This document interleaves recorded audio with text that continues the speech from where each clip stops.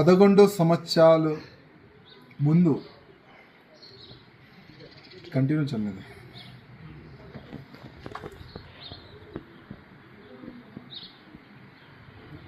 11 years ముందు నేను Bharatiya Janata party ఒక కార్యకర్తగా నేను భారతీయ జనతా పార్టీలో చేరినాను.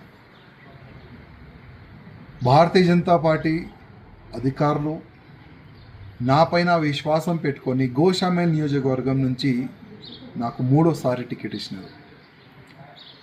3వసారి గోషామేల్ ప్రజల ఆశీర్వాదం దొరికిన తర్వాత నేను 3వసారి ఎమ్మెల్యే అయినాను.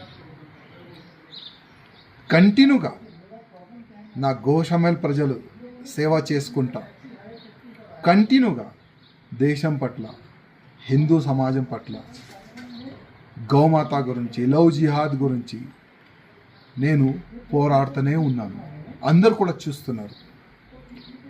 కానీ ఇవాళ ల్యాక్స్ ఆఫ్ భారతీయ జనతా పార్టీ కార్యకర్తల గొంతుకి ఆ గొంతుని నేను ఢిల్లీ వరకు తీసుకొని వెళ్ళాలనుకున్నాను. కానీ నేను అక్కడ ఫెయిల్ అయిన అనుకున్నాను.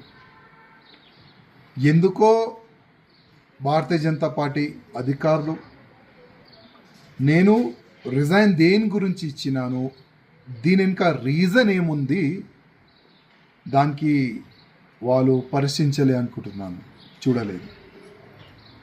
ఇవాళ మా రాష్ట్రీయ అధ్యక్ష వారు నా రిజైన్ని వాళ్ళు యాక్సెప్ట్ చేసినారు.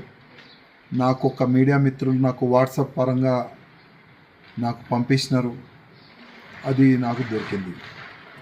కానీ ఇవాళ నుంచి కంటిన్యూగా నా దేశానికి, నా భారతదేశానికి హిందూ రాష్ట్రంగా చేయాలని, గోమాతని రక్షించడానికి, లవ్ జిహాద్ కానీ అన్ని విధాలుగా ప్రతి ఒక్క హిందూ కార్యకర్తకి ఒక ఛత్రపతి శివాజీ మహారాజ్ లాగా తయారు చేయడానికి ఇప్పటి నుంచి నేను ఇంకా అగ్రెసివ్గా నేను పనిచేస్తానని ప్రతి ఒక్క హిందూ కార్యకర్తకి నేను హామీ ఇస్తున్నాను. ఏ కార్యకర్త కూడా భయపడవద్దు, ఏ కార్యకర్త కూడా బాధపడద్దు. ఒక్కప్పుడు మనం ఏం లేకపోతే కూడా దేశ ద్రోహులతోని ఫైట్ చేసినాం. 3సారి ఎమ్మెల్యే అయిన తర్వాత కూడా దేశ ద్రోహులతోని, ధర్మ ద్రోహులతోని ఫైట్ చేసినాం. ముందు కూడా అదే చేద్దాం. మీ అందరి ఆశీర్వాదం, మీ అందరు సహకారం నాకు ఉన్నది. గతంలో కూడా ఉండే, ఇప్పుడు కూడా ఉన్నది. ఏం టెన్షన్ ఏ బీజేపీ కార్యకర్త కానీ, నా హిందూ కార్యకర్తలు కానీ కొద్ది కూడా టెన్షన్ ఎవరు కూడా తీసుకోవద్దని నా ప్రతి ఒక్క కార్యకర్తకి నేను హృదయపూర్వకంగా ఒక సందేశం ఇవ్వాలనుకుంటున్నాను.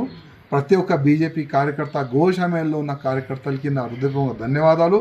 3వసారి నాకు ఆశీర్వాదం ఇచ్చినందుకు. జై శ్రీరామ్.